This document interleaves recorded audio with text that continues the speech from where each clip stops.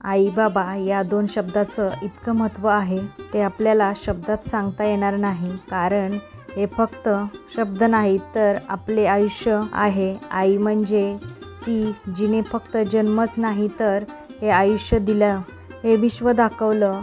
आणि बाबा ज्यांनी स्वतःच्या आयुष्याची झीज करून आपल्या आयुष्याला गती दिली, असे आई बाबा. मुलं मोठी झाली, कामाधंद्याला लागली, परदेशात गेली की आपल्या आईवडिलांना विसरतात. आज मी तुमच्यासोबत अशीच एक कथा शेअर करणार आहे, तर व्हिडिओ स्किप न करता शेवटपर्यंत नक्की बघा. हॅलो, नमस्कार, श्री स्वामी समर्थ. मी रेश्मा, तुम्हा सगळ्यांचं रेश्माच्या दुनियादारीमध्ये पुन्हा एकदा स्वागत करते. मुलाच्या वाढदिवसादिवशी रात्री 1:30 वाजता आईने फोन केला. म्हणाली, बाळा, वाढदिवसाच्या शुभेच्छा. मुलगा वैतागला आणि चिडून म्हणाला, अगं ही काय वेळ आहे का फोन करायची? सकाळी फोन करता आला नसता का? शुभेच्छाचा स्वीकार न करता मुलाने फोन ठेवून कट केला. काही वेळाने त्याच्या खास मैत्रिणीचा फोन आला. तब्बल 2 तास बोलला. नंतर मैत्रीण फोन ठेवते बोलली, सकाळी बोलू.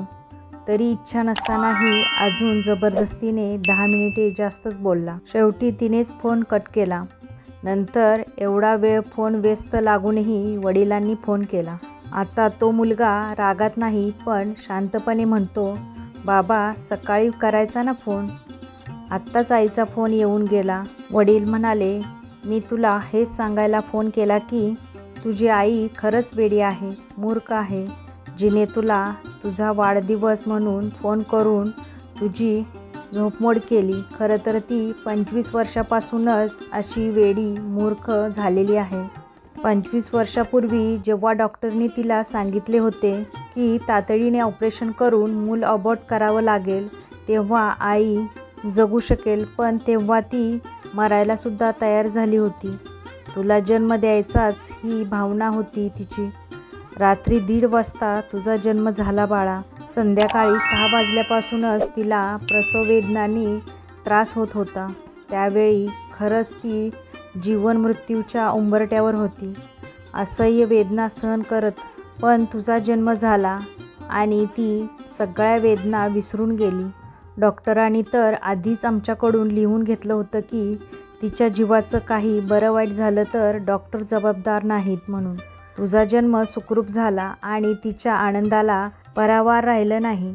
आता तुला रात्री 1:30 वाजता फोन करून तुझी झोपमोड केली, त्याबद्दल तिला माफ कर. एक सांगायचंय, तुझी आई 25 वर्षापासून मला रोज रात्री 1:30 वाजता उठवते आणि अभिमानाने सांगते की आपल्या बाळाचा जन्म याच वेळी झाला होता बरं का. फक्त हेच सांगण्यासाठी तुला फोन केला होता, असं सांगून वडिलांनी फोन ठेवून दिला. मुलगा हे सगळं ऐकून सुन्न झाला होता. सकाळीच तो वडिलांच्या घरी पोचला. आईचे पाय धरून त्याने आईची माफी मागितली. वडील म्हणाले, ती नेहमी म्हणायची, आपला मुलगा आहे त्यामुळे आपल्याला कसलीच चिंता नाही. आता मी तिला सांगेन, जशी आधी पण काळजी घेतली तशीच तुझी काळजी मी यापुढे घेईन. आई म्हणाली, असू द्या हो, माफ करा त्याला. आईवडिलांना आपली धन दौलत संपत्ती नव्हे तर आपलं प्रेम हवं असतं.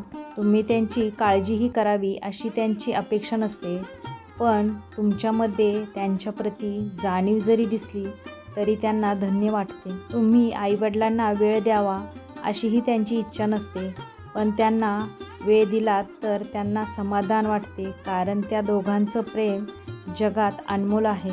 एकदा फुललेलं फूल पुन्हा फुलत नाही, एकदा मिळालेला जन्म पुन्हा मिळत नाही.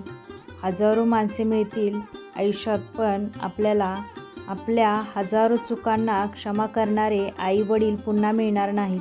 तर तुम्हीसुद्धा आपल्या आईवडिलांना वेळ द्या, त्यांचं काय म्हणणं आहे ते ऐकून घ्या, त्यांच्यासोबत राहा. आईवडील हे प्रेमाचे भुकेलेले असतात, पैशाचे नाहीत. तुम्हाला ही आजची कथा कशी वाटली नक्की मला कमेंटमध्ये सांगा. कथा आवडली असेल तर जास्तीत जास्त लाईक करा, शेअर करा, सबस्क्राईब करा. पुन्हा भेटूया आपण उद्याच्या नवीन व्हिडिओसोबत. तोपर्यंत सगळ्यांना श्री स्वामी समर्थ. जय जय स्वामी समर्थ.